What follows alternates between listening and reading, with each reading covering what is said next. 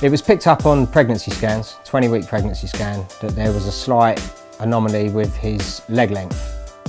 They couldn't tell. We had regular growth scans all the way through the pregnancy, but they could never tell until he was born exactly what the condition was. Turned out it was worst case scenario. He had fibular hemimelia, which meant he was born without a fibular bone. And as part of that condition, the tibia grows shorter than in the other leg. So he had his foot amputated at 11 months, foot and ankle. And he was fitted with a prosthetic by Steve at Portsmouth, and took his first steps when he was 14 months. The first one, obviously Carter wasn't old enough to have a say on it, and me and Steve, the prosthetist, are both Villa fans. So I gave him some old Villa shorts and a badge. He made a Villa leg, and that was that. His second leg, he had Thomas the Tank Engine, because then he had a bit of say in stuff. When he was due his third leg, it was about a month before we got relegated. And I was actually trying to convince him to have James or Percy or another engine on his leg, but he was adamant he wanted a Villa leg. So he chose it, and who am I to stand in his way? So this leg first. This leg. I was three. And this one was 3 and 4. This one I was 5. So I saw Carter not long after I started here.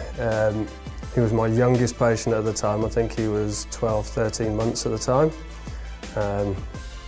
And I've seen Carter ever since. I've made all Carter's legs for him, from his first ever prosthesis up until the one we're going to make him now. So essentially the blade works in 2 ways. It gives energy return, so that when he's running, he's able to get as much back from the prosthetic side as his sound side, or nearly.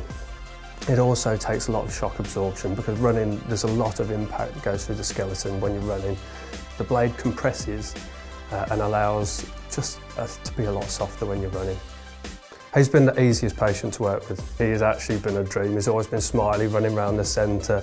Yeah, it's been great. And he's just grown in confidence, which is obviously why we're here today, because of his taekwondo.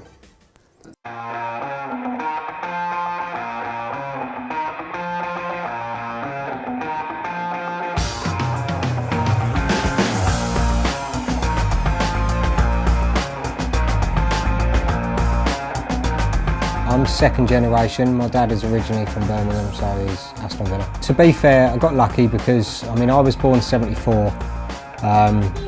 So by the time I was 8, we was just winning the league, winning the European Cup, and while all my friends' heads were being turned by Liverpool, Man United, and what have you, I just stuck with the Villa.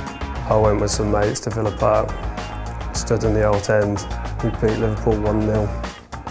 And I was stood in the old end as Villa scored right in front of us, and that's it.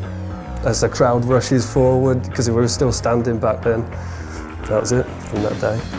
I've got a picture of Carter in his Villa leg with Jack Grealish above my desk. It's the best thing ever.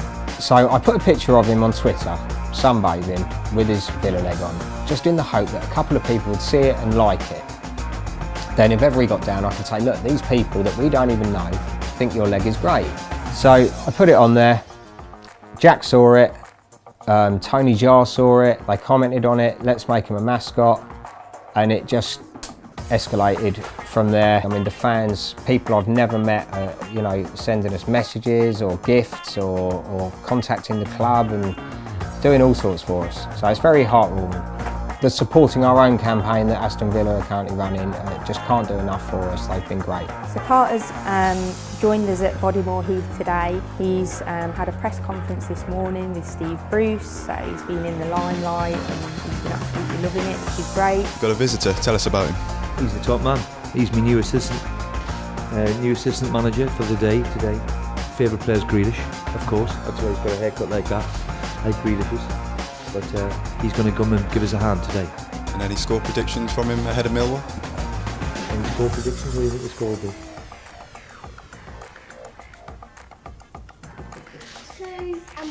2-1.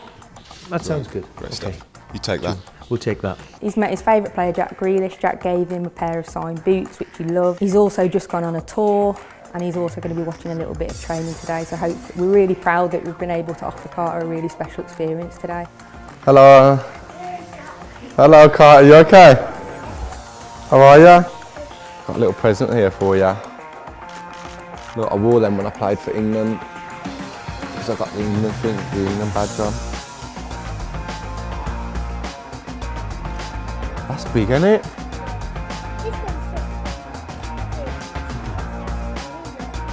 I like this one. I've never had a medal that big. Give me a kick. Yeah, go on then.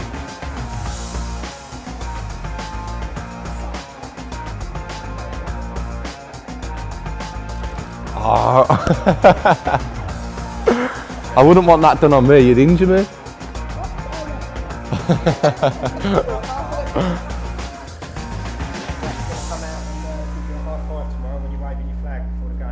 Okay.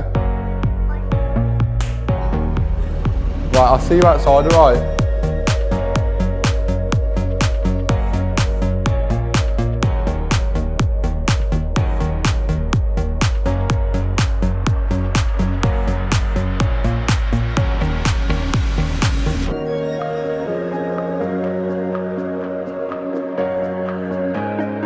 So supporting our own is Aston Villa's corporate social responsibility strategy. The MVP is about recognising people and then giving them a special experience that's all about Villa, that they wouldn't ordinarily be able to have.